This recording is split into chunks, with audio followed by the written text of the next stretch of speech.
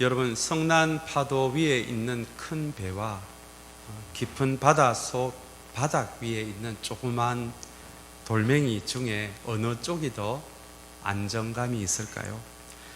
아마 조그만 돌멩이에 불과하지만 큰 파도 위에 올려져 있는 큰 배는 같이 흔들릴 수밖에 없고요.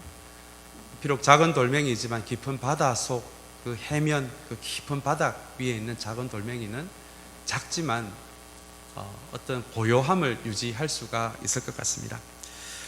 오늘은 이 작은 돌멩이가 가지고 있는 고요함, 다른 말로 영적 안정감이라는 주제로 시간 함께 은혜를 나누기를 원합니다. 그리고 아울러 오늘부터 우리 11월 우리 마지막 주까지 우리 감사의 달이기도 한데요. 또한 바울이 가르쳐 준 감사라는 제목으로 이 감사에 대한 시리즈 설교를 우리 11월 말까지 이어가고자 합니다. 여러분, 이 깊은 바다 속 바닥 위에 있는 조그만 돌멩이를 다시 생각해 봅니다. 여러분, 이 작은 돌멩이가 가지고 있는 이 안정감, 이 고요함이 도대체 어디서 나왔을까요? 이 작은 돌멩이 그 자체에서 나왔을까요? 아니면 깊은 바다 속에서 그 고요함이 전해졌을까요? 아마 깊은 바다 속에서 나왔을 것입니다. 어쩌면 이것이 오늘 영적인 안정감에 대해서 우리 함께 좀 은혜를 나눌 텐데요. 이 바다 깊은 속 바닥 위에 있는 이 자그마한 돌멩이가 이 영적 안정감, 영적 고요함이 어떤 것인지, 그리고 어떻게 시작될 수 있는지를 우리에게 말해주고 있습니다. 영적 안정감의 반대말은 영적 불안정감입니다. 영적 불안감입니다. 영적 불안감이 높을수록 환경에 따라 흔들릴 수밖에 없습니다. 업 앤 다운이 심할 수밖에 없고요. 감정의 기복이 심할 수밖에 없습니다. 그리고 두려움을 느끼게 됩니다. 이것을 영적 불안감, 불안정감이라고 우리가 이렇게 이야기를 해볼 수가 있을 것 같습니다. 오늘 우리가 읽은 본문의 배경이 되는 교회는 바울이 유럽에서 최초로 세운 교회인 빌립보 교회입니다. 이 빌립보라는 지역은 그리스 지역에 있는 도시이고요. 대부분 이방인들로 구성된 이 교회가 바로 빌립보 교회입니다. 오늘 1절에 보시면 주님 안에 굳건히 서 계십시오라는 말로 이 1절이 마무리가 되는데요. 여러분, 이 말은, 이 표현은 단순히 인사말이나 혹은 덕담으로 바울이 하는 이야기가 아닙니다. 초대교회가 세워졌던 1세기 때는 로마 제국이 전 세계를 다스렸던 시대였습니다. 전 세계를 다스리다 보니 로마 제국의 황제는 거의 신이나 다름이 없었습니다. 그래서 로마 사람들끼리 만나면, 또 로마 사람들이 지배하는 식민지 사람들이 만나도 서로 인사할 때 인사말이 로마 황제가 우리의 왕이 되십니다, 우리의 진정한 주인이 되십니다 라는 인사를 나눌 정도로 로마 황제의 위치는 거의 신이나 다름이 없었습니다. 그러나 1세기 때 초대교회를 비롯해서 성교로 인해 세워진 이 교회들의 신앙 고백은, 그러나 우리의 진정한 주인은, 우리의 진정한 왕이 되시는 분은 주님이십니다 라는 고백을 할 수밖에 없었던 사람들이 1세기에 세워졌던 교인들의 신앙 고백이었습니다. 그러다 보니 로마 제국의 입장에서는 비록 그 숫자가 많지는 않지만 1세기 때 세워진 이 교인들의 인사말과 고백을 들으면서, 아니 이것들이 지금 반역을 꿈꾸고 있는가, 그렇게 생각을 안 할 수가 없었고요. 그래서 1세기 때 세워진 교회들은 우리 성경에 나오는 대부분의 이 서신서가, 이 편지가 전해졌던 교회들은 이 로마 제국의 핍박 안에 있었습니다. 그리고 복음이 처음 전해지다 보니까 이 복음을 왜곡해서 그 교회 안에 들어와서 가르쳤던 거짓 교사의 문제도 있었고요. 그리고 교회의 연수가 짧다 보니까 이 교인들 간의 갈등도 심했던 것이 1세기 교회들의 그 신앙은 아름다웠지만 또한 교회들이 가지고 있는 문제였습니다. 그러다 보니 교회가 심하게 흔들렸습니다. 영적으로 안정되고 영적으로 고요해진 공동체가 아니라 이런 원인들로 인해서 심하게 흔들릴 수밖에 없었던 것이 1세기 교회, 오늘 본문에 나오는 빌립보 교회를 포함해서 우리가 알고 있는 에베소 교회, 고린도 교회, 이 1세기 교회들이 가지고 있는 문제점이었습니다. 그래서 바울은 흔들리는 환경 속에서도 주님 안에 굳건히 서 계십시오라고 그렇게 오늘 1절 후반부에서 이야기합니다. 그래서 이 말씀은 단순히 인사말도 아니고 덕담이 아니고 어떻게 하면 이렇게 흔들리는, 여러분들을 힘들게 하는 그 어려운 상황에서도 주님 안에 굳건히 서 있을 수가 있는지, 그 환경의 그 어려움 가운데서도 어떻게 영적 안정감을 누릴 수가 있는지에 관해서 우리에게 들려주는 말씀이 빌립보서 4장 1절에서 7절까지의 말씀입니다. 저와 여러분, 오늘 우리 집사님의 기도를 통해서도 우리가 지금 이때까지 경험해 보지 못한 참 어려운 시간들을 우리가 보내고 있어서 때로는 이 길어지는 이 코로나 바이러스 팬데믹을 통해서 우리 1세기 교회들뿐만 아니라 지금 시대의 교회들도 흔들리는 것을 봅니다. 불안정해지는 것이죠. 그래서 어쩌면 오늘 주님 안에 굳건히 서 계십시오라는 이 바울의 권면이 그 시대 빌립보 교회뿐만 아니라 21세기에 지금 한 번도 우리가 겪어보지 못한, 우리 세대에 겪어보지 못한 코로나 바이러스 팬데믹을 지나고 있는 우리들에게도 이 환경에 따라 같이 흔들리지 말고, 그 믿음이 흔들리지 말고 어떻게 하면 주님 안에 굳건히 서 있을 수가 있는지에 대한 이 말씀이 오늘의 말씀입니다. 사랑하는 여러분, 다시 한번 오늘 이 말씀을 통해서 저와 여러분들 가운데, 그리고 우리 공동체 가운데, 비록 이 팬데믹 가운데 있지만 주님 안에서 영적인 안정감을 누리게 되는 그런 은혜가 있는 오늘 이 시간이 되기를 주님의 이름으로 축원합니다. 바울에게 있어서 영적 안정감이란 바울이 13권의 서신서에서 이야기하는 영적 성숙을 이루는 한 가지 표지였습니다. 바울이 교회들에게 쓴 이 13권의 편지를 통해서 영적인 성숙에 대해서 굉장히 많은 이야기를 하는데요. 오늘 이 시간에 그것을 다 자세히 소개할 수는 없지만 간단하게 설명을 하면 이렇습니다. 바울이 이야기하는 영적 성숙함이라고 말할 수 있는 4가지 표시가 있는데요. 첫 번째가 영적 자존감입니다. 이 영적 자존감은 다른 사람들이 말하는 기준에 나를 맞추는 것이 아니라 하나님이 나에 대해 말하는 것에 나의 자존감을 만들어가는 것을, 여러분, 이것을 영적 자존감이라고 하고요. 그 영적 자존감이 있는 사람을 바울은 성숙한 사람이라고 이야기합니다. 하나님이 우리에게 대해 이야기하시는 그 말씀이 딱 2가지잖아요. 십자가를 통해서 말씀하시는 것이, 너희는 죄인이지만 십자가를 통해서 나에게 너무 소중한 사람이 되었다라고 하는 것이 우리에 대한 하나님의 평가입니다. 죄인이라고 하시니 우리가 교만할 게 없습니다. 우리가 우월감을 가질 이유가 없습니다. 그러나 우리를 향해서 소중한 사람이라고 말씀해 주시니 우리가 열등감을 느낄 필요가 없습니다. 다른 사람의 삶과 나를 비교해서 낮은 자존감을 가질 이유가 없습니다. 그래서 나에 대해서 세상이 이야기하는 평가가 아니라, 사람들이 이야기하는 평가가 아니라 하나님이 이야기하시는 그 평가 위에 나의 자존감을 만들어 나가는 사람을 바울은 성숙한 사람이라고 이야기합니다. 2번째 표시는 영적 친밀감입니다.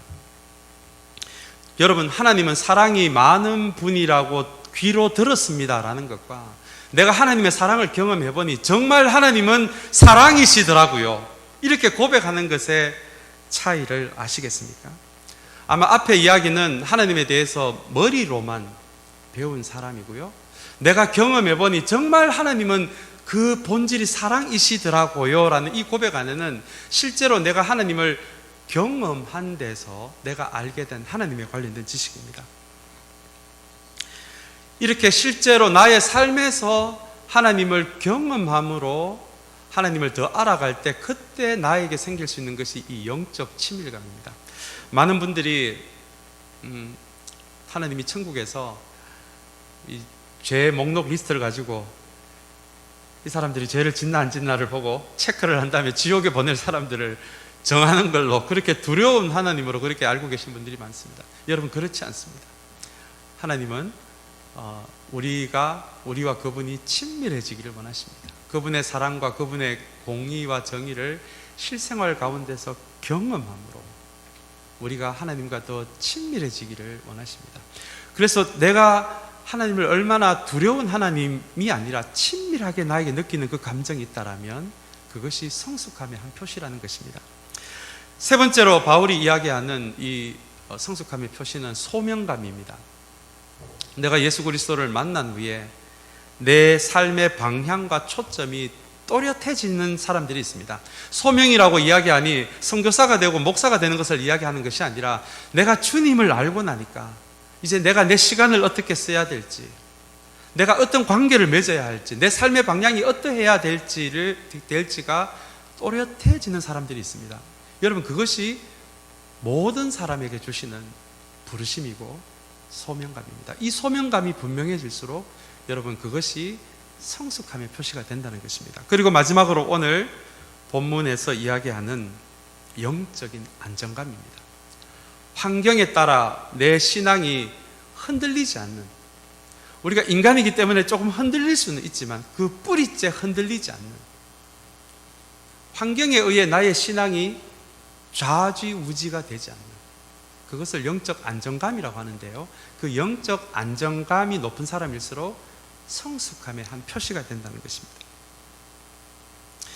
오늘 본문은 그래서 이것이 단순히 빌립보 교회에게 덕담을 하는 것이 아니라 우리 예수 그리스도 안에서 신앙의 성숙이라는 굉장히 중요한 영적 안정감에 대한 본문이 바로 오늘 우리가 읽은 본문입니다. 영적 안정감에 대해 이야기를 시작하면서 바울은 흥미롭게도 오늘 본문에 보시면 빌립보 교회에 있는 2절에 나오는데 두 여성의 이름을 언급합니다. 유오디아라는 여성과 순두계라는 여성입니다.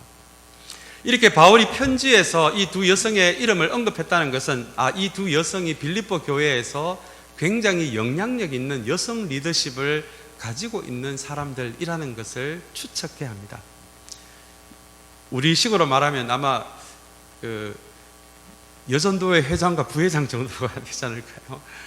그리고 권사회 회장님과 부회장 정도, 아니면 전직 회장과 현직 회장 정도가 이 빌립보 교회 유오디아와 순두계라는 이 두 여성이 가진 위치입니다. 이 여성들은 3절에 의하면 단순한 여전도회 회장 정도가 아니라 바울과 함께 복음까지도 전했던 여성이었다. 아마 선교지를 따라갔을 수도 있었겠고요. 그래서 사실은 그 시대에 그렇게 교회 바깥에서는 여성들의 리더십이 인정을 못 받는, 여성이 천대받는 시대였는데 이때 벌써 교회 안에는 여성들이 중요한 리더십에 있었고 바울과 함께 선교지에도 왔다 갔다 한 정도의 여성이 유오디아와 순두계였습니다. 그러나 지금은 어떤 이유로 오늘 본문이 자세하게 이야기하고 있지 않아서 그 원인을 다 알 수는 없지만 이 두 여성 리더 사이에 문제가 생긴 것입니다. 심한 갈등이 생겼습니다. 그래서 오늘 본문 전체 뉘앙스를 보면 서로 달라서 나오는 간단한 감정의 부딪힘 정도가 아니라 이 두 여성으로 인해서 빌립보 교회가 두 개로 갈라질 수도 있는 그런 상황에 이 교회가 처해진 것입니다. 2절에 보시면 권면합니다라는 단어가 이 상황을 우리에게 말해주고 있는데요, 이것이 우리말에는 권면이라고 되어 있지만 영어 성경에는 urge라고 되어 있습니다. 아주 강력한 권면입니다.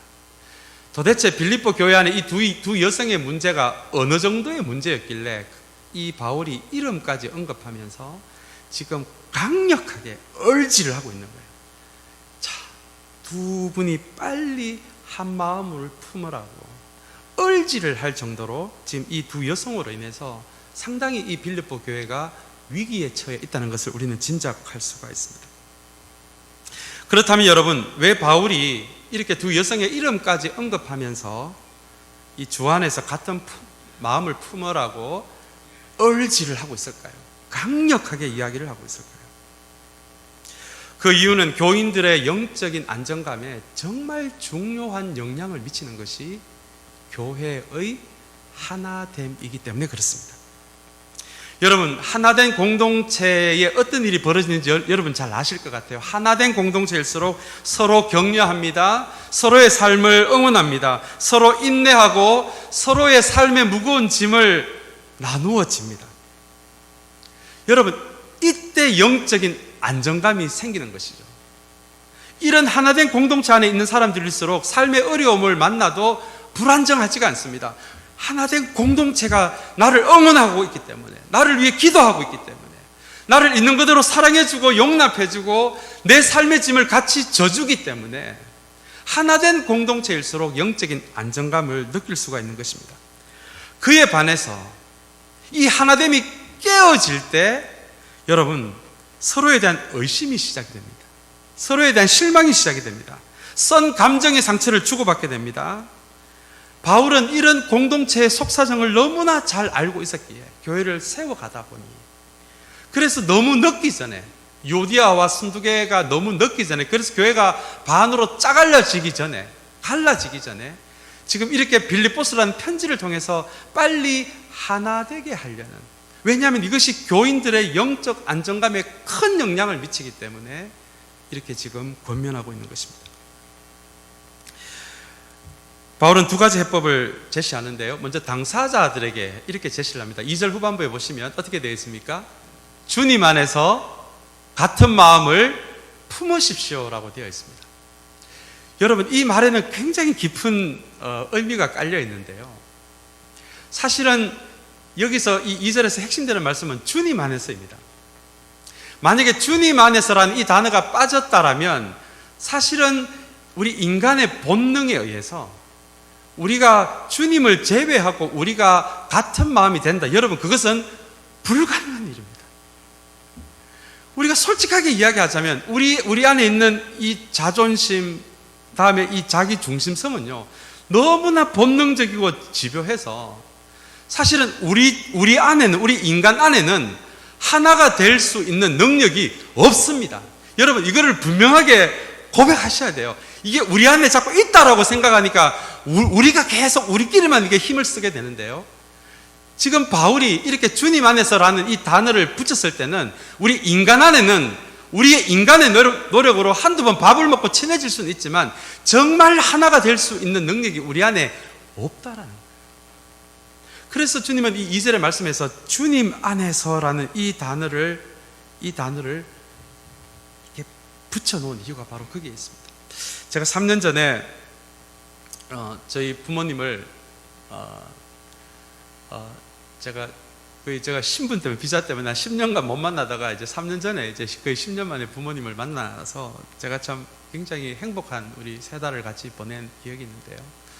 저희 아버님이 어느 날 저를 몰래 부르시더니만 저에게 이렇게 이야기하시더라고요. 너희 엄마하고 50년을 살았는데 아직도 달라도 너무 달라. 내가 아직도 50년을 살았는데 너희 엄마를 이해를 못하겠다라고 저한테 몰래 저를 불러서 이야기를 하시더라고요. 여러분, 그게 그냥 우리 인간의 본능인 것 같아요. 그냥 솔직한 고백인 것 같아요. 자라온 시간과 공간이 다른데 어떻게 여러분 하나가 될 수 있겠습니까?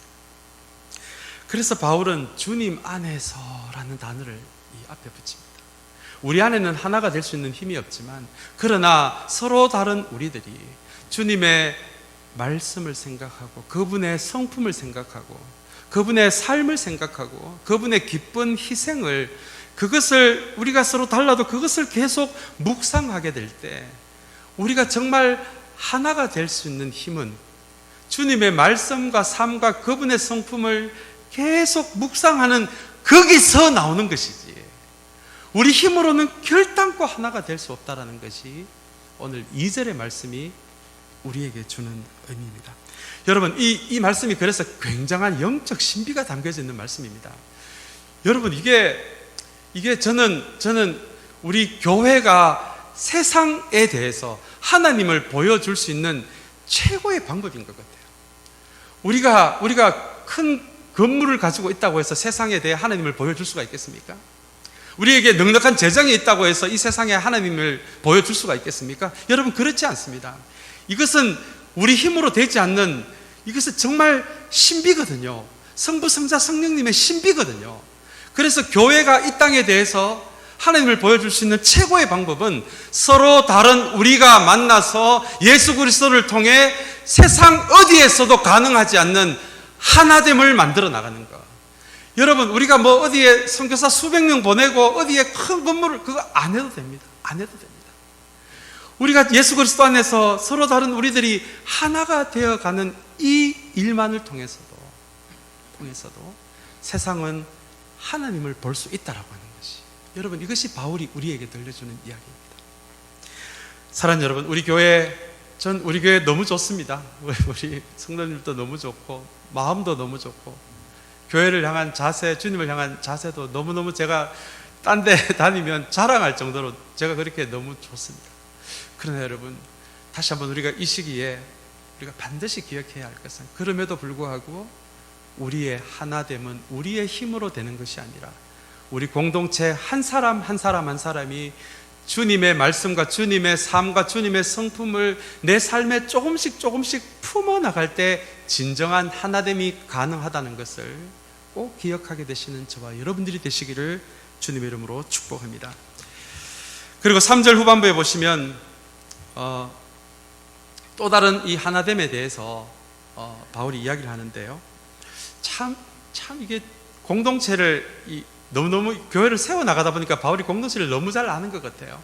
그래서 하나 되게 하는 그 두 번째 방식이 3절 후반부에 보시면 그들의 이름이 어떻게 해요? 생명책에 기록되어 있다라고 이야기를 합니다. 여러분, 이거 굉장히 이게 심리적인 표현입니다. 우리가 다르기 때문에 서로 갈등이 생기잖아요. 우리 목회자들이 모여있는 노회도 가보면 여러분, 목사님들이 모이면 다 천국 같을 것이라고 혹시 생각하시는 분들이 있다면 제가 비밀을 하나 가르쳐 드리겠습니다. 그렇지 않습니다. 똑같습니다.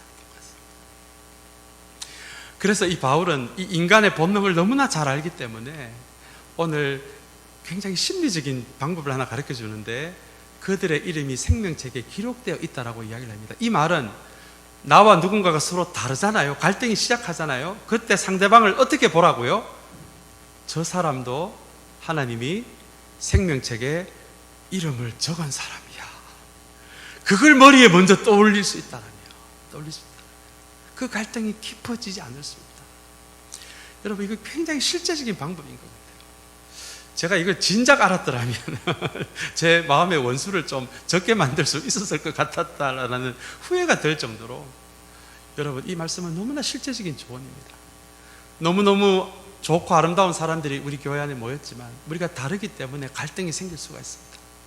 그 마음에 미움이 자리 잡기 전에, 내 마음이 싸늘해져서 내 마음에 보이지 않는 선을 긋기 전에 저 사람도 하나님께서 받아주셔서 생명책에 그 이름이 기록된 사람이다라는 것을 기억할 수가 있다.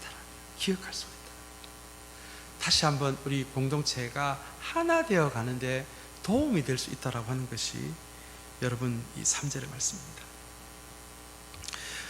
그리고 바로 4절에서 영적 안정감을 가질 수 있는 이 두 번째 방법을 제시하는데요. 그 방법이 바로 성경이 이야기하는 기쁨이라는 감정을 배워라라고 이야기를 합니다. 여기서 말하는 기쁨은 단순한 쾌락이나 재미가 아닙니다. 이 기쁨은 성경만이 이야기하는 굉장히 독특한 하나님의 감정, 예수님의 감정이 여러분 기쁨이라는 감정입니다. 이 재미하고 쾌락과 혼돈해서는 안 됩니다. 특별히 쾌락은 굉장히 이기적인 감정입니다. 노름이나 중독에서 느끼는 감정이 여러분 쾌락이잖아요. 재미잖아요. 그것은 굉장히 나만을 위하는 이기적인 감정입니다. 그에 반해 바울이 이야기하고자 하는 이 기쁨은 굉장히 관계적인 기쁨입니다.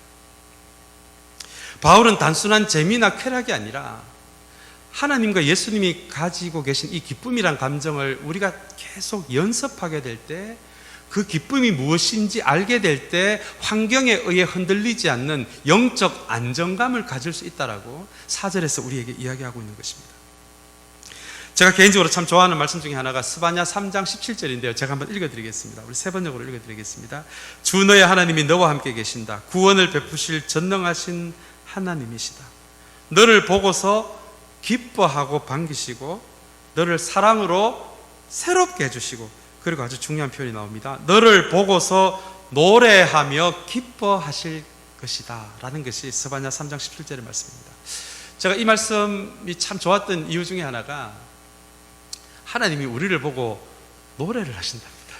아마 하나님이 노래하신다라는 표현은 아마 이 본문이 유일할 것 같아요.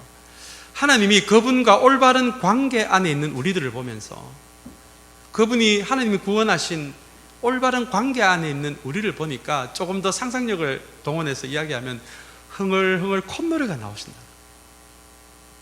여러분, 이것이 성경이 이야기하는 하나님의 기쁨입니다. 하나님의 기쁨은 자기만을 위하는 이기적인 감정이 아니거든요. 하나님의 이 기쁨이 쾌락이 아니잖아요.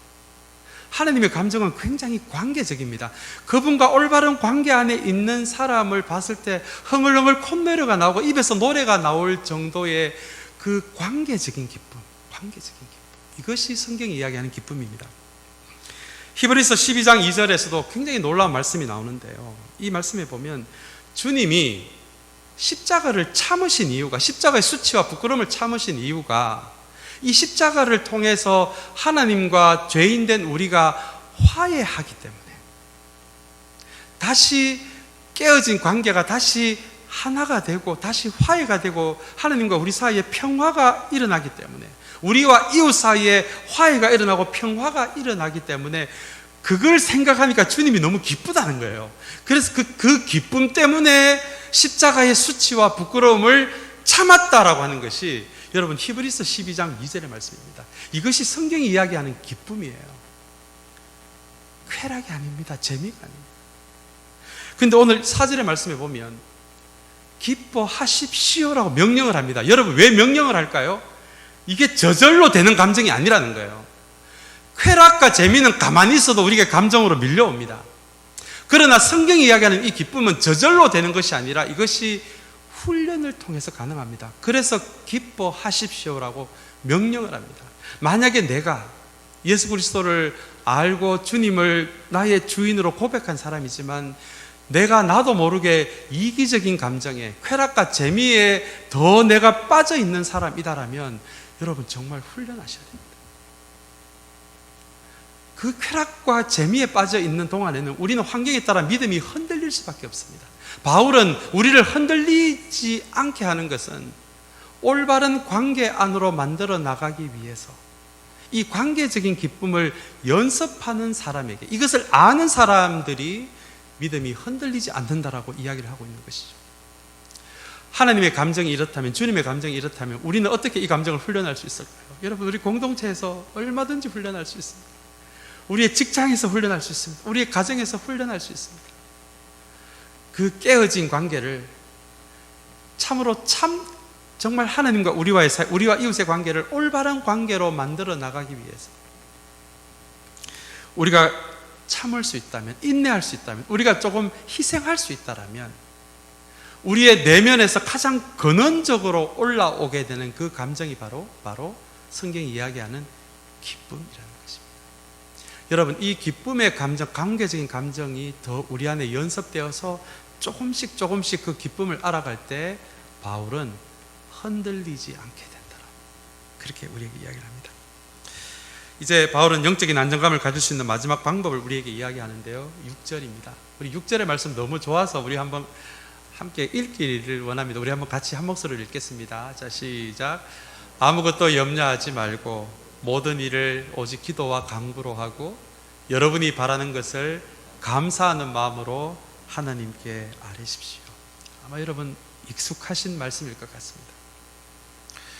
인생을 살아가다 보면 수많은 염려가 있을 것 같습니다. 특별히 이 코로나 바이러스 팬데믹으로 인해서도 아마 여러분 수많은 고민과 염려가 생기셨을 것 같습니다. 염려가 없는 사람이 어디에 있겠습니까? 수많은 두려움이 있을 것 같습니다.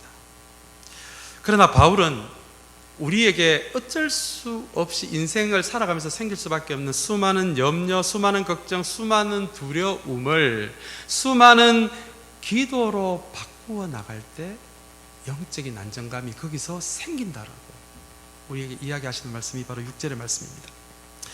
여러분, 저도 목회자의 길을 걸어가지만 때로는 수많은 염려 속에 쌓일 때가 있습니다. 걱정할 때가 있습니다. 두려움에 잡혀 있을 때도 많습니다. 그래서 이것이 어떤 고통인지를 저는 잘 알고 있습니다.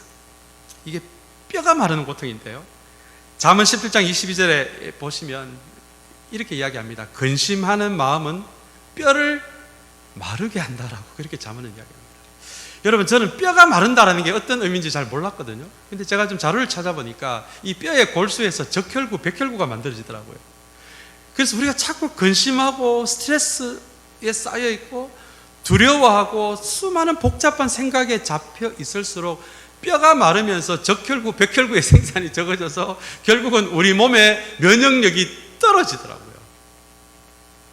바울은 영적 안정감이 그냥 생기는 것이 아니라 우리가 이 수많은 걱정과 염려를 해봐야 이게 우리 면역력만 떨어지니 여기서 우리가 믿음으로 한 걸음 더 나아가서 이 수많은 염려와 생각을 수많은 기도로 바꾸어 나갈 수 있을 때 여기에서 영적인 안정감이 생긴다라고 하는 것이, 여러분, 그것이 6절이 우리에게 들려주는 영적 안정감의 방법입니다. 주님이 우리에게 가르쳐 주신 기도의 핵심은 여러분 규칙적인 기도와 정직한 기도였습니다. 우리 누가복음 22장 39절에 보시면 주님은 새벽에 바깥에 나가셔서 기도하는 것을 습관으로 삼으셨다라는, 이 습관이라는 단어가 나옵니다. 주님에게도 습관이 있었더라고요. 주님에게도 습관이 있었더라고요. 그래서 주님은 무슨 급한 일이 있어서 날 잡아가서 막 40일 금식 기도하는 것보다도 저는 주님이 짧은 시간이더라도 규칙적인 기도를 더 사랑한다라고 저는 그렇게 믿습니다. 이 규칙적인 기도가 힘드시다면 여러분, 주님이 가르쳐 주신 주기도 있잖아요. 그래서 잠자기 전에 일어나자마자 주님이 가르쳐 주신 가장 최고 수준의 기도인 이 주기도문을 나의 기도로 드리는 훈련부터, 여러분 주기도문은 천천히 해도 2, 3분이면 다 하지 않습니까?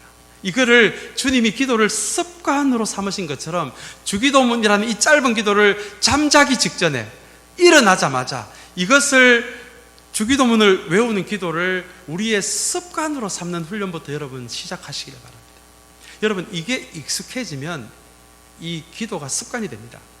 그때 내 안에 스트레스를 받을 때마다, 불안한 일이 생길 때마다, 염려되는 일이 생길 때마다 여러분 그것을 기도로 바꿀 수가 있다면, 기도로 바꿀 수 있다면 그것이 환경에 흔들리지 않는 영적인 안정감을 가질 수 있는 방법이라고 오늘 바울은 우리에게 이야기를 해주고 있는 것입니다. 또한 성경이 이야기하는, 특별히 예수님이 가르쳐주신 기도는 정직한 기도입니다. 여러분, 주님 앞에 기도하는데 좀 안 고상해도 됩니다. 안 점잖으셔도 됩니다. 다윗은 있는 감정 그대로 틀어놓았잖아요.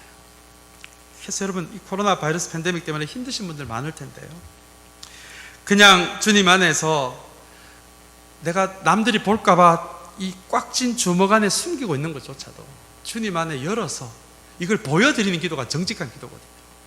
그래서 내 마음이 아프면 아프다고 기도하시고, 속상한 일이 있으면 속상하다고 기도하시고, 분노가 일어난다면 분노가 일어난다고, 내 삶이 흔들리면 흔들린다고 주님 앞에서 내 감정을 있는 그대로 쏟아내는 이 정직한 기도로 나아갈 때, 그리고 규칙적인 기도로 나아갈 때, 이것이 환경에 흔들리지 않는 영적 안정감을 지키는 것이라고 오늘 바울은 우리에게 이야기를 합니다.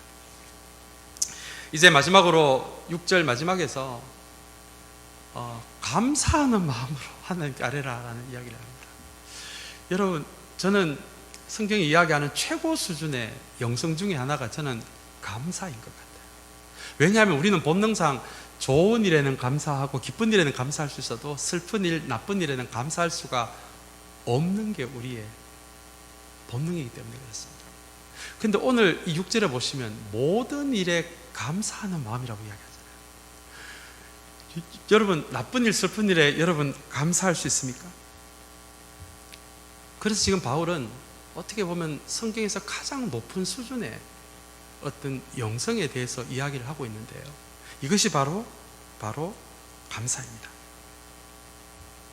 이 감사가 어떻게 가능할까요? 만약에 우리가 좋은 일과 나쁜 일을 구분을 하고 기쁜 일과 슬픈 일을 구분을 해서 좋은 일과 기쁜 일에만 감사할 수 있다라면 우리의 감사는 굉장히 수준 낮은 감사가 될 수밖에 없고요. 그리고 이제 여러분, 우리의 인생을 좀 살아보니까 혹시 그렇지 않던가요? 좋은 일만 생기시던가요? 기쁜 일만 생기시던가요? 슬픈 일, 나쁜 일도 생기지 않던가요? 이것이 반복해서 생기는 것이 우리의 인생입니다. 그렇다면 여러분, 우리의 인생이 좋은 일과 기쁜 일에만 제한된다면 우리의 인생은 참 슬플 것 같아요. 우리의 인생 한 절반은 나쁜 일, 슬픈 일이 아니던가요?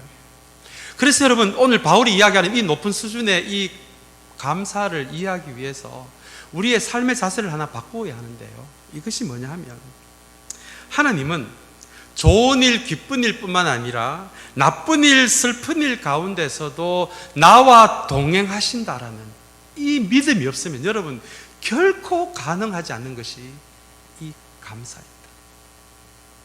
만약에 좋은 일, 기쁜 일에만 우리가 감사할 수 있다면 올해 3분의 2 이상이 이 코로나 바이러스 팬데믹 때문에 우리가 고통을 받고 있는데 올해는 감사할 게 없을 것 같아요. 불평할 것밖에 없을 것 같아요. 그러나 여러분, 하나님은 슬픔을 춤으로 바꾸실 수가 있는 분이십니다. 하나님은 악한 것도 선하게 사용하실 수가 있는 분이십니다. 하나님은 좋지 않은 일을 통해서도 이것을 나의 영적인 근육을 강하게 만드실 수 있는 분이 바로 우리의 하나님이십니다. 그래서 우리의 관점에는 좋은 일, 나쁜 일이 나누어지지만 하나님의 관점에서는 이것이 나누어질 수가 없고요.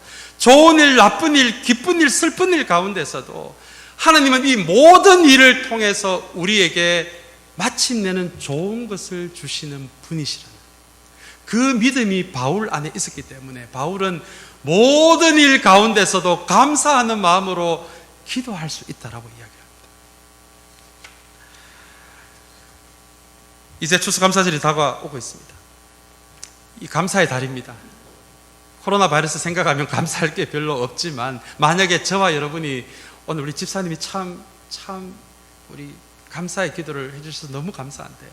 저와 여러분들이 이 코로나 바이러스 팬데믹 여전히 이 가운데 고통스러워하지만 올해를 돌아봤을 때 만약에 정말 여러분들이 감사할 것이, 하나님께 감사할 것이 몇 가지가 생각이 난다면 바로 그런 사람에게 영적인 안정감이 자리 잡는다라고 이야기하는 것이 오늘 6절의 말씀입니다. 이제 말씀을 마치겠습니다. 우리 도종환 시인의 시 중에 흔들리며 피는 꽃이라는 시가 있습니다. 아름다운 꽃들도 다 흔들리면서 피었나니 라는 이 표현이 그 안에 있습니다.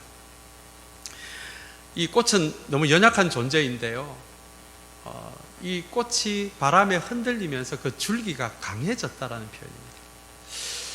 그러나 여러분, 그 강인함이, 그 안정감이 꽃에게서 나왔겠습니까? 아니면 그 꽃의 뿌리가 정말 단단한 땅 속에 박혀 있어서 꽃이 안정감을 누리며 줄기가 강해졌겠습니까?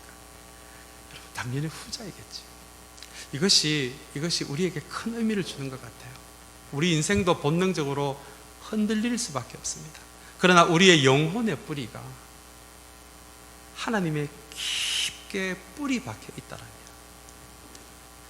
흔들리면서도 우리의 영적인 근육을 강하게 만드는 영적 안정감이 우리의 뿌리가 박혀있는 하나님에게서 나오는 것이지 결코 우리에게서 나오는 것이 아니라는 것입니다.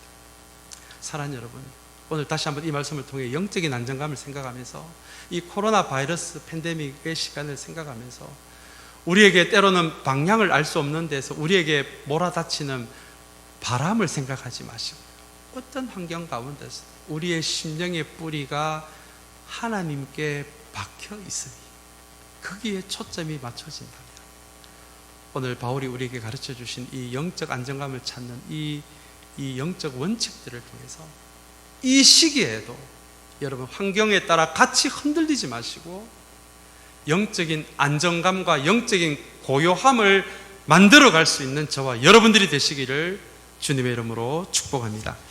우리 다 같이 기도하겠습니다.